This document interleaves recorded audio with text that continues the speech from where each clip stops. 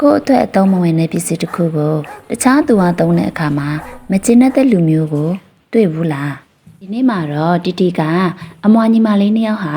သူတို့တော်ရှိကအင်ကြီးလက်ဆောင်ရတဲ့အခါမှာဘယ်လိုတွေဖြစ်ပျက်ကြမယ်ဆိုတဲ့အကြောင်းလေးကိုပြောပြပေးမယ်နော်အေမီနဲ့ချယ်ရီတို့ဟာအမွာညီမလေးတွေပေါ့သူတို့ကရုပ်ချင်းစင်မိမယ်အေမီကနည်းနည်းလေးပြည့်ပြီးချယ်ရီကတော့နည်းနည်းလေးတွေ့တာပေါ့ဒီနေ့မှာတော့အေမီနဲ့ချယ်ရီတို့အတော်ကအဝေးကနေလက်ဆောင်တစ်ခုစီပါပေးလိုက်တဲ့ဒီတော့အေမီနဲ့ချယ်ရီတို့လည်းအရန်ပျော်သွားကြပြီးလက်ဆောင်မှုကိုဖွင့်ဖောက်ကြတာပေါ့လက်ဆောင်ကတော့အပြာရောင်နဲ့အဝါရောင်စင်တူကောင်းဝန်လေးတွေပေါ့ချယ်ရီကအဝါရောင်ကောင်းဝန်လေးနဲ့တော်ပြီမယ်အေမီလေးကတော့နည်းနည်းလေးဝတာကြောင့်အေမီရဲ့ကောင်းဝန်အပြာလေးကစစ်ဆွဲခက်နေရောတဲ့ဒီတော့အေမီလေးကအင်းချီမတော်လို့စိတ်ကောက်တော့တာပေါ့အဲ့ဒီအခါမှာအေမီနဲ့ချယ်ရီတို့မိမိကသမီးတို့တော်ကသမီးတို့ရဲ့ကိုယ်တိုင်းကိုမသိလို့ပါခွေမိမေအစ်စ်ပြန်ဝယ်ပေးမယ်နော်လို့ချော့မော့ပြောတာပေါ့ဒါပေမဲ့အေမီလေးကတော်ပြီမလို့ကျင်းဘူးသမီးဝတ်မရရင်ချယ်ရီလည်းမဝတ်ရဘူးဆိုပြီးမကြည်မနှက်နဲ့ပြောတာပေါ့ဒီတော့အေမီနဲ့ချယ်ရီတို့မိမိကကောင်းပြီဒါဆိုမမေပြောမယ့်ပုံမြင်လေးအရင်နားထောင်ကြရမယ်နော်ပုံမြင်လေးတစ်ပုဒ်ကိုပြောပြတော့တာပေါ့ဟိုးရှိတုန်းကခွေးနဲ့နွားဟာအိမ်တိမ်မှာအတူတူနေကြတဲ့နွားကအင်းရှင်အတွက်ထွင်ရစိုက်ပြတဲ့နေရာမှာကူညီပြီးခွေးကတော့အိမ်ဆောင်ရတာပေါ့တည့်ရမှာတော့ခွေးကသူကတော့နေရောညရောအိမ်ဆောင်ရပြီးနွားကနေကမဲ့အလုပ်လုပ်ရတယ်ဆိုပြီးမကျေနပ်နေတာပေါ့ဒီတော့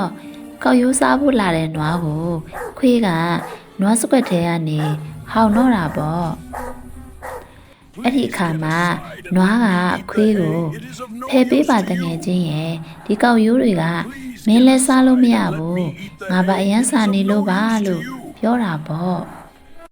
ခွေးကငါမစားရရင်မင်းလည်းမစားရဘူးဆိုပြီးဖယ်မပေးဘူးတဲ့ကွယ်ခွေးရဲ့တကူကောင်းဆန်တဲ့စိတ်ကြောင့်နွားလေးဟာဗိုက်ဆာဆာနဲ့အိပ်ပျော်သွားတော့တာပေါ့ပုံမြင်လေးပြီးသွားတဲ့အခါမှာအေမီကငါလဲနွားစကွတ်ထဲကခွေးလို့တကူကောင်းဆန်မိပါလားလို့ရှက်ပြုံးလေးပြုံးမိပြီး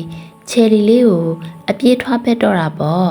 ပြီးတော့ချယ်ရီရဲ့နင်တီအင်ဂျီလေးနဲ့အရန်လာတာပဲလို့ပြောလိုက်တော့တာပေါ့ဒီတော့အေမီလေးဟာ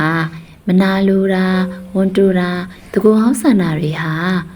မကောင်းဘူးဆိုတဲ့အကြောင်းကိုအင်ကြီးအသက်ကလေးကနေသင်ခန်းစာရလိုက်တာပေါ့ကွယ် Girls I have something important to tell you သူ့မိမိရဲ့တွင်တင်ဆုံးမမှုအောက်မှာတယောက်နဲ့တယောက်ချစ်ချစ်ခင်ခင်နေကြတော့တာပေါ့ကွယ်ပုံမြင်လေးကတော့ပြီးပါပြီနော်သားမိမိတို့လည်းနွားစကွက်ထဲကခွေးလို့တကူကောင်းမဆန်ရဘူးနော်အေမီလေးလို့လည်းတကူကောင်းဆန်ပြီးပြီဆိုရင်ပြန်လည်ပြုပြင်ရမယ်နော်သားမိမိတို့ဒီပုံမြင်လေးကိုနှစ်သက်မယ်လို့တီတီမျော်လင့်ပါတယ်နောက်ပတ်မှာလည်းတီတီကအကြောင်းအရာလေးတွေပုံမြင်လေးတွေကိုထပ်ပြောပေးအောင်မှာမို့စောင့်မျှော်နားဆင်ပေးပါအောင်နော်သားမိမိတို့ကိုယ်စိတ်နှပြချမ်းသာချမ်းသာကြပါစေလို့တီတီကဆုတောင်းပေးလိုက်ပါတယ်နော်